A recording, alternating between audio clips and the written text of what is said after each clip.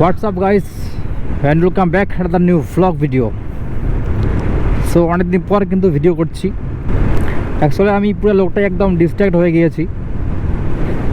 মানে আমাদের একটা মোটিভ থাকে যে হ্যাঁ প্রতিদিন আমাকে ভিডিও বানাতে হবে এবং ভিডিওটা আপলোড করতে হবে। তো অ্যাকচুয়ালি সেই সমস্ত জায়গা থেকে আমি একটু সরে গিয়েছি। অ্যাকচুয়ালি সব কিছুই কিন্তু পরিস্থিতির শিকারের কারণেই এই পরিস্থিতি হয়েছে আমার। কেননা পরিস্থিতি কিন্তু মানুষকে ঘরে বন্দি করে রাখে, আবার পরিস্থিতি কিন্তু বাইরে বেরোতে সাহায্য করে।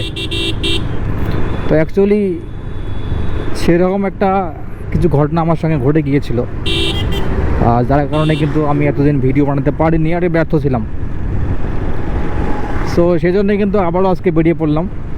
মানে এমন এক সিচুয়েশন আমি পার করে আসলাম যেটা আর কি বলার মতন কোনো পরিস্থিতি নেই আপনাদের সামনে। এটা খুবই আর কি পার্সোনাল একটা ব্যাপার। তো আজকে কিন্তু ওয়েদারটা খুবই একদম ভালো লাগছে আমাকে। আবার এটা একটা অন্যরকম সিজন চলছে বর্তমানে, স্প্রিং টাইম, বসন্তকাল, গাছপালা সব ফুল দিয়ে ভরে গেছে।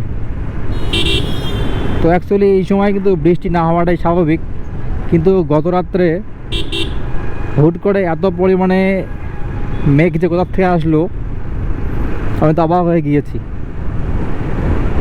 আর কালকে মানে গত রাত্রে আবার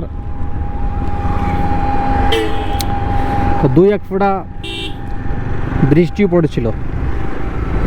আমি তো ভাবছি যে প্রচুর পরিমাণে বৃষ্টি হবে, যে পরিমাণে আকাশের পরিস্থিতি হয়ে গিয়েছিল এটা তো বিশাল ব্যাপার।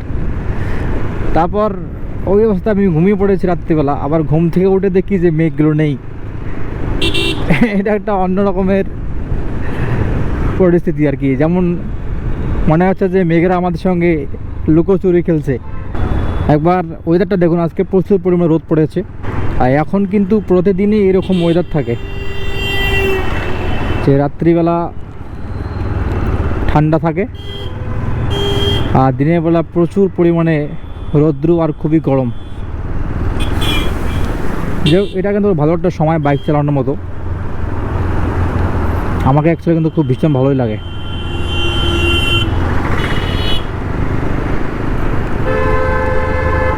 এত বড় গাড়ি যাচ্ছে, সাইড নেওয়াটা খুবই মুশকিল।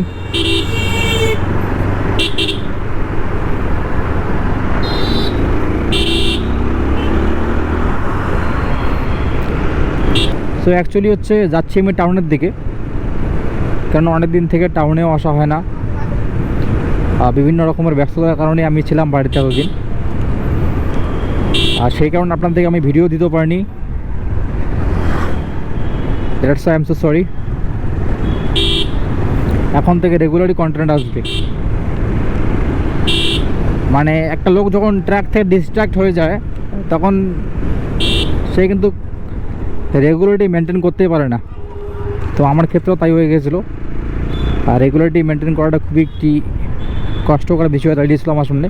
বাইরে এখন সব কিছু ঠিকঠাক, এখন থেকে রেগুলার কন্টেন্ট আসবে। আর এখনই খুবই একটা বড় দুর্ঘটনা ঘটতো আমাদের সামনে, মানে আমার সঙ্গেই আর কি।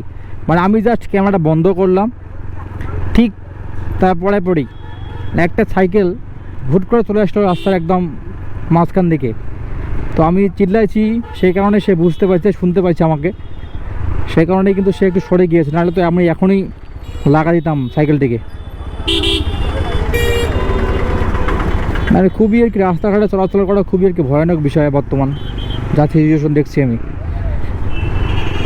না হুট করে যে কেউ রাস্তার মাঝখানে একদম উঠে আসে, মানে এইরকম সোজা চলতে চলতে হুট করে চলে আসছে একদম রাস্তার মাঝখানে।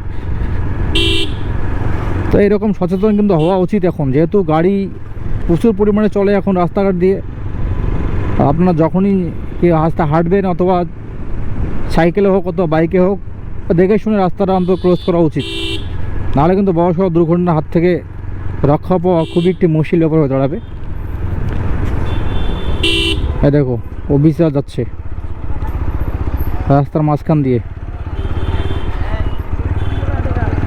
ডান দিক তাকায় না, বাঁ দিক তাকায় না, সোজা চলে যাচ্ছে। বাই দ্য ওয়ে, এটা হচ্ছে দিনহাটা মেইন টাউন। এটা আর এটা নতুন করে বলার কিছু নেই আর এখানে। যারা আমার ভিডিও দেখেন তারা তো প্রত্যেকেই চেনা আছে জায়গাটা, কেননা এখানে সব থেকে বেশি যদি কোনো মোটোগুলো হয়ে থাকে তো আমার তো মনে হয় যে এই রোডটাই হয়ে আছে। আপনারা চেক আউট করলে হয়তো বুঝতে পারবেন। তো এই হচ্ছে আজকের ভিউ, আর এই হচ্ছে আজকের ব্লগ। সবাই ভালো থাকবেন, সুস্থ থাকবেন, দেখা হচ্ছে নেক্সট ভিডিওতে। Thank you, thanks for watching, by.